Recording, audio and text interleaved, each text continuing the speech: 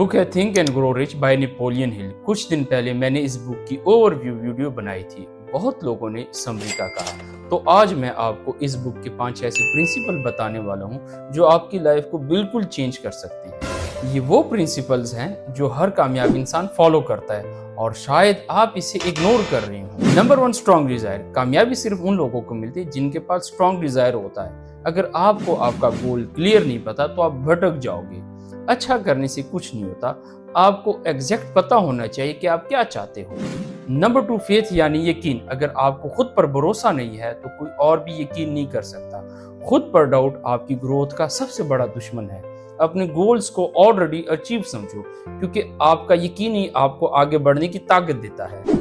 Number 3, auto suggestion. Author कहता है जो आप सोचते हो वही बन जाते हो। अगर आप नेगेटिव सोचते हो तो कभी भी आपको पॉजिटिव रिजल्ट नहीं मिल सकते।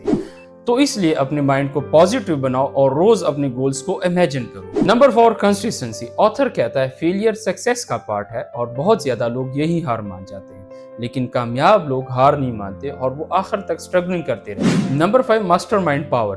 अकेले ग्रोथ करना मुश्किल होता है, आपका सर्कल ही आपका फ्यूचर डिसाइड करता है।